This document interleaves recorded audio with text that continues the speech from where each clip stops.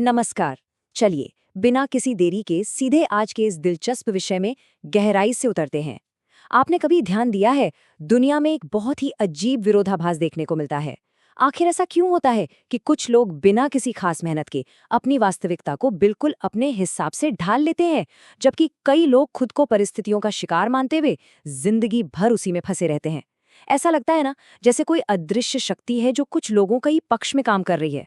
लेकिन सच बताऊं, असली रहस्य किसी जादू टोने में नहीं है, बल्कि हमारे भीतर और बाहर चलने वाले संवाद में छिपा है। आज के इस एक्सप्लेनर में हम रहस्यवादी मनोविज्ञान और हमारी बोलने की कला यानी प्रैक्टिकल वोकल ट्रेनिंग के एक अद्भुत संगम को समझेंगे। हम इन 6 खास बिंदुओं पर बात करेंगे। 2 आवाजें, द लॉ ऑफ अजम्पशन, भावना कैसे रहस्य है, शब्द कैसे हमारी पहचान बनाते हैं, शांत अधिकार के साथ बोलना और इन सब के लिए दैनिक अभ्यास। ये पूरा सफर हमारे सोचने के तरीके से शुरू होकर हमारे बोलने के तरीके तक जाएगा। तो चलिए शुरुआत करते हैं हमारे पहले हिस्से से। 2 आवाजें, यानी हमारा भीतरी ब्लूप्रिंट और बाहरी अभिव्यक्ति। हमारी वास्तविकता असल में 2 आवाजों से आकार लेती है। एक है हमारे मन के भीतर की शांत मान्यताएं और दूसरी है बाहरी दुनिया तक पहुंचने वाली हमारी आवाज। अब जरा इस सवाल पर गौर कीजिए, क्यों कुछ लोग किसी कमरे में प्रवेश करते ही बिना चिल्लाए सबका ध्यान खींच लेते हैं, जबकि दूसरा व्यक्ति जोर जोर से बोलकर भी अपनी बात नहीं मनवा पाता? ऐसा इसीलिए होता है क्योंकि हमारा बाहरी संचार हमारे भीतर चल रहे खुद से संवाद का ही सीधा रिफ्लेक्शन है। अगर अंदर शक या झिझक है तो बाहर की आवाज कभी भी अधिकारपूर्ण या असरदार हो ही नहीं सकती। सच्चा बदलाव कैसे आता है, इसे समझने के लिए जरा इस ब्लूप्रिंट को देखते हैं। एक तरफ हमारी भीतरी आवाज है जो एक नक्शे की तरह है, इसमें हमारी सारी कल्पनाएं शामिल हैं। और दूसरी तरफ है हमारी बाहरी आवाज, हमारे शब्द, हमारी टोन और बॉडी लैंग्वेज, जो एक निर्माण उपकरण की तरह काम करती है। अब आप ही सोचिए, अगर नक्शा एक शानदार महल का है लेकिन आपके उपकरण ही ठीक नहीं है, तो क्या वो महल कभी बन पाएगा? बिल्कुल नहीं। इसलिए दोनों का एक ही दिशा में काम करना बेहद जरूरी है। अब आगे बढ़ते हैं दूसरे हिस्से पर, द लॉ ऑफ अजम्पशन, यानी अपनी आंतरिक वास्तविकता को कैसे बदलें। 20वीं सदी के बहुत ही प्रसिद्ध माइंड म्यूजिशियन हुए हैं नेविल गोडार्ड। उनका मानना था कि हमारा दिमाग ही हमारी परिस्थितियों का असली निर्माता है। हम अक्सर लॉ ऑफ अट्रैक्शन के बारे में बहुत सुनते हैं, जहां हम लगातार कुछ पाने की इच्छा करते हैं, लेकिन सच कहूं तो केवल चाहने से हम ब्रह्मांड को एक कमी का सिग्नल भेजते हैं कि मेरे पास ये नहीं है। इसके उलट लॉ ऑफ अजम्पशन का सीधा सा मतलब है एक बादशाह की तरह ये मान लेना कि जो आपको चाहिए वो आपको पहले से ही मिल चुका है। जब हम किसी स्थिति को पूरी तरह सच मान लेते हैं तो भौतिक दुनिया को भी उसी के अनुसार खुद को ढालना ही पड़ता है। और मजे की बात यह है कि विज्ञान भी इस बात की पूरी तरह पुष्टि करता है। हमारे दिमाग में एक रेटिकुलर एक्टिवेटिंग सिस्टम यानी RAS होता है, जो एक द्वारपाल का काम करता है। इसे ऐसे समझिए, अगर आपने आज तय कर लिया है कि आपको लाल रंग की कार खरीदनी है, तो आप देखेंगे कि सड़क पर अचानक हर जगह आपको लाल कारें ही दिखने लगेंगी। ऐसा तो नहीं है कि कारें रातों रात पैदा हो गई, है ना? बल्कि आपके RAS ने उसे महत्वपूर्ण मान लिया है। हम इंसान केवल वही देखते हैं जो हम सच मान लेते हैं। अगर आप मान लेंगे कि जीवन कठिन है, तो दिमाग आपको केवल कठिनाइयां ही फिल्टर करके दिखाएगा। तो फिर इन दोनों को जोड़ा कैसे जाए? यहीं से हम आते हैं तीसरे पॉइंट पर। भावना ही रहस्य है, भीतरी और बाहरी दुनिया को जोड़ना। अपनी मान्यताओं को अवचेतन मन में बैठाने का सबसे बड़ा जरिया हमारी भावनाएं होती हैं। ब्रह्मांड हमारे शब्दों या हमारी बुद्धि पर नहीं, बल्कि हमारी भावनाओं की फ्रीक्वेंसी पर रिएक्ट करता है। लेकिन यहाँ एक बहुत ही आम निराशा देखने को मिलती है। हम कल्पना करते हैं, विजुअलाइज करते हैं, लेकिन जैसे ही हम आंखें खोलते हैं, वास्तविकता वही पुरानी दिखती है। आखिर ऐसा क्यों होता है कि हमारे अंदर की कल्पना और बाहर की भौतिक दुनिया तुरंत मैच नहीं करती? असल में इसका सबसे बड़ा कारण है एक छिपा हुआ दुश्मन, और वो है हमारी अपनी 5 भौतिक इंद्रियां और हमारे भीतर का संदेह। हमारी आंखें या कान हमें केवल अतीत के परिणाम दिखाते हैं। आपके कल के डर और शंकाओं का नतीजा ही आपकी आज की दुनिया है। सच्चे बदलाव के लिए आपको इन भौतिक सबूतों को एक तरफ रखना पड़ता है और अपनी आंतरिक कल्पना पर दृढ़ रहना होता है। बिल्कुल वैसे ही जैसे ओलंपिक एथलीट रेस से पहले अपने दिमाग में हजारों बार जीत का अनुभव कर लेते हैं, बिना इस बात की परवाह किए कि रेस तो अभी शुरू भी नहीं हुई है। अब जरा इस नंबर पर गौर कीजिए, 5000। ये नंबर बहुत शक्तिशाली है। हार्ट मैथ इंस्टीट्यूट की रिसर्च से पता चला है कि हमारे दिल का इलेक्ट्रोमैग्नेटिक फील्ड हमारे दिमाग से 5000 गुना अधिक मजबूत होता है। इसका सीधा सा मतलब ये है कि ब्रह्मांड हमारे विचारों की तुलना में हमारी भावनाओं की फ्रीक्वेंसी का जवाब कहीं अधिक तेजी से देता है। इसलिए खुशी, शांति और राहत महसूस करना ही असली कुंजी है।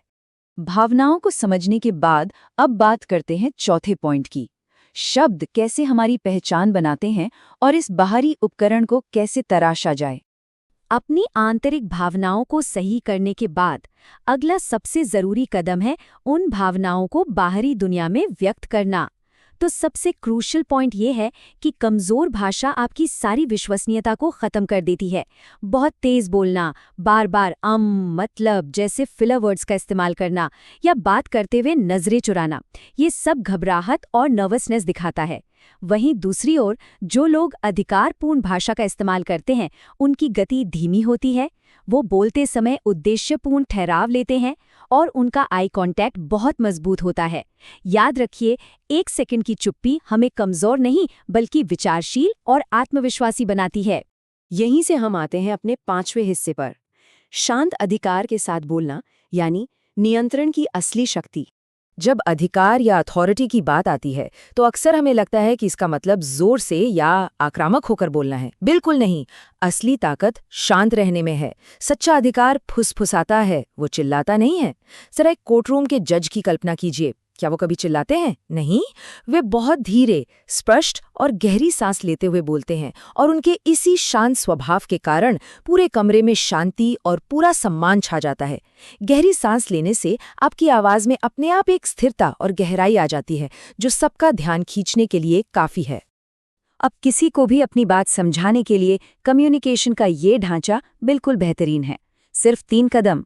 सबसे पहले एक ऐसी समस्या बताएं जो आपके श्रोताओं को महसूस हो रही हो, फिर उन्हें एक नई जानकारी या एक नया नजरिया दें, और अंत में एक ठोस समाधान प्रस्तुत करें।